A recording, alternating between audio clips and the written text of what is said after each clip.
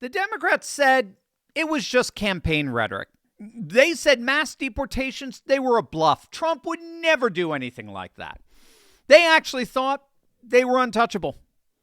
They thought the communities committing fraud in their backyards were beyond accountability.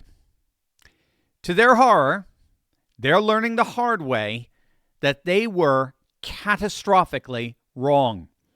Right now, as I speak, the ground has shifted beneath Minnesota. Federal authorities have deployed hundreds of agents to the Twin Cities in a coordinated surge, all as their ultra-leftist Somalian congresswoman is coming under federal investigation for immigration fraud. This is not a drill or a warning. This is the enforcement Americans have been demanding, and it's just getting started. Hey gang, it's me, Dr. Steve, your Patriot Professor, enjoying yet another wonderful day in President Trump's golden age that you made possible back on November the 5th. So if you want a front row seat on how you continue to change the world in ways you never even imagined, make sure to smack that bell and subscribe button. President Trump was in Pennsylvania yesterday for a rally in the Poconos, and he took the occasion to absolutely savage the ultra-leftist Congresswoman Ilhan Omar. I love this Ilhan Omar, whatever the hell her name is, with the little turban. I love her. She comes in, there's nothing but bitch. She's always complaining. She comes from a country where, I mean, it's considered about the worst country in the world, right? They have no military. They have no nothing. They have no parliament. They don't know what the hell the word parliament means. They have nothing. They have no police. They police themselves. They kill each other all the time. I love it. She comes to our country, and she's always complaining about the Constitution allows me to do this. We ought to get her the hell out. She married her brother in order to get in, right? She married her brother. Now, as I'm sure you all know, for years, questions have swirled around Ilhan Omar's tangled immigration history and the allegations of marriage fraud. Now, we talked about this the other day. The Daily Mail just dropped a bombshell report featuring a Somali community insider, Abdi Hakim Osman, going on the record saying that Omar herself told friends the man who became her second husband, Ahmed Elmi, was actually her brother. Now, he describes Elmi showing up in Minneapolis from London, being introduced by Omar as her brother, and then suddenly, quietly, becoming her legally registered husband.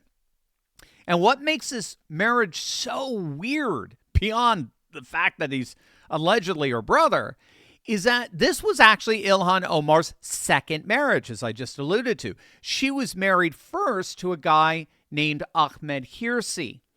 And what happened is that they separated, supposedly. They divorced, and then she married this guy, Elmi, who, again, we're told the whole Somali community knew to be her brother.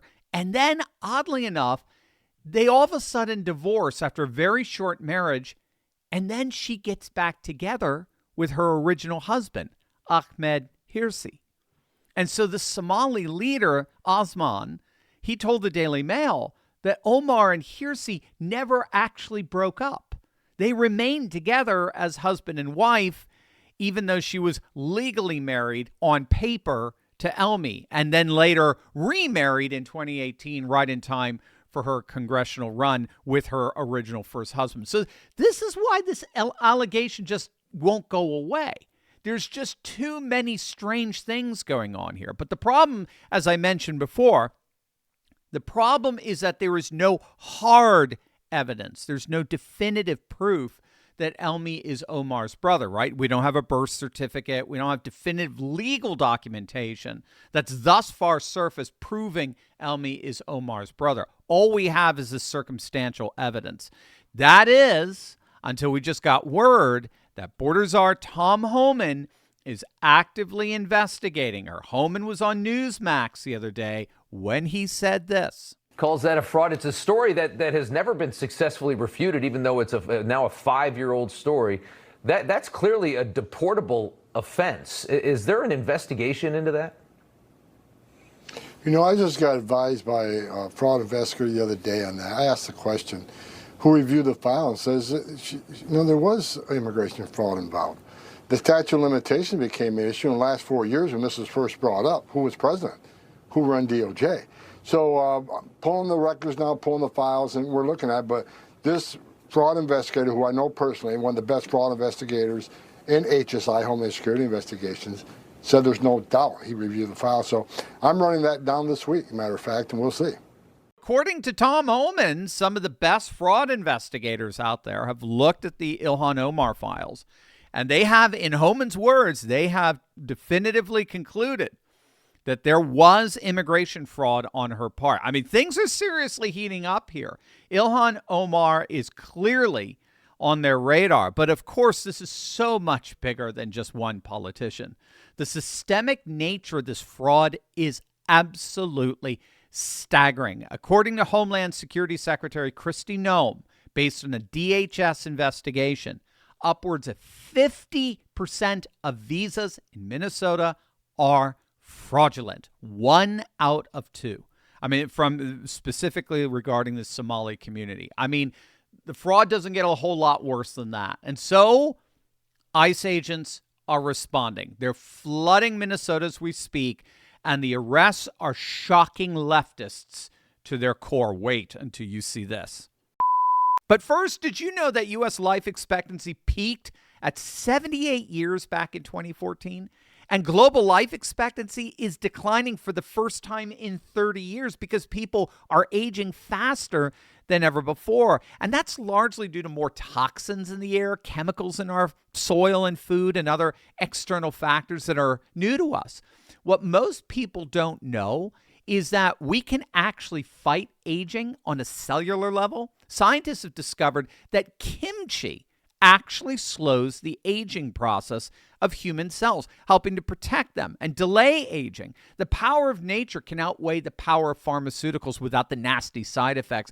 And now you can get all the benefits of kimchi in a simple capsule with Kimchi One. I take Kimchi One every single day. I absolutely love it. Each capsule delivers over 900 probiotic strains plus antioxidants and enzymes that support your digestion, metabolism, and skin health from the inside out.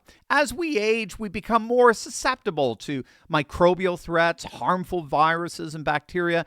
But the beauty is that Kimchi One is a natural antimicrobial, helping your body fight off harmful bacteria, viruses, and even toxins while boosting immunity and energy. Best of all, Kimchi One is 100% made in America. It's all natural and non-GMO. So do what I do. Support your gut, protect your cells, and feel younger every single day with Kimchi One from Brightcore. Today, you can get an exclusive offer by clicking the link below. Just use code Turley for 25% off your entire order, or for an even better deal, give them a call. My friends at Brightcore would love to chat with you. They're going to give you up to 50% off if you call them, and they'll even give you free shipping. How's that? Give them a call right now at 888-597-0233. Remember, if you call them, you get 50% off plus free shipping. That's 888-597-0233.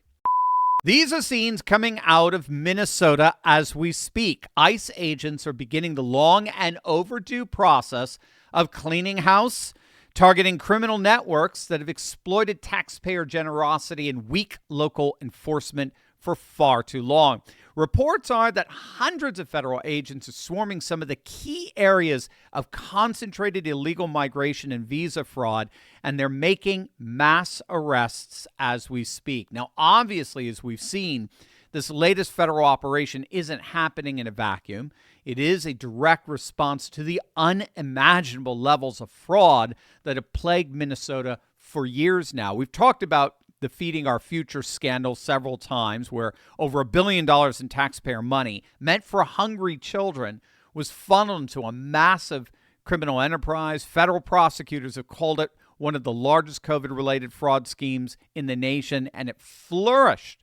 It flourished under the watch of Minnesota's political leaders, particularly their feckless governor, Happy Hands Tim Walz. The deployment of these agents is the first sign that the federal government is no longer willing to let Minnesota's local corruption go unchecked. This current crackdown aligns perfectly with President Trump's explicit promises.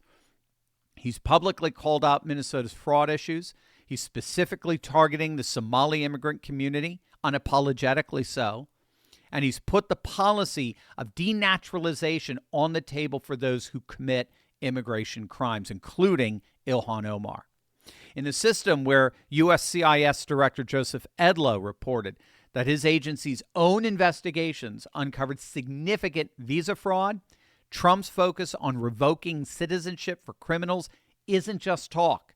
It's a stated policy objective aimed at restoring integrity to the immigration system as a whole. In fact, Tom Homan has confirmed that the administration is actively creating a denaturalization section within the Department of Justice, a tool that will be used to remove those who lied their way into this country. In other words, if you skirted the law to get into the country, you're not going to be able to appeal the law when you're appeal to that very law when you're getting kicked out. That isn't a political threat. It's just the way things are going to be. It's literally just a direct statement of legal authority that Homan says they're fully prepared to use. What we really are witnessing here is a massive political paradigm shift. I mean, the era of sanctuary policies and political protection for immigration fraud that flourished, we have to admit, under both Republican and Democrat Washington administrations alike, those days are over. I mean, could you imagine George W. Bush ordering federal raids throughout Minneapolis? I mean, this is absolutely unprecedented. The agents are on the ground. The policy is now one of reverse migration, and the legal authority to enforce it has been unconditionally asserted. We are in the midst of a political paradigm shift. Now, for figures who have been shielded and coddled by the political establishment for years, they're now again realizing to their horror, the question is no longer if a reckoning is coming, but when. No one's coming to save them. Tim Walz can't do anything. Ilhan Omar can't do anything. CNN can't do anything. The promises made on the campaign trail back in 2024 are turning into concrete enforcement actions on the streets of Minneapolis, and the political landscape of Minnesota will never, ever be the same. Do you want to ask me your biggest questions and maybe win free merch while you're at it? Well, join my Courageous Patriot Club and be part of the uncensored Monday night Q&A, all for only $10 a month at turley.pub/club.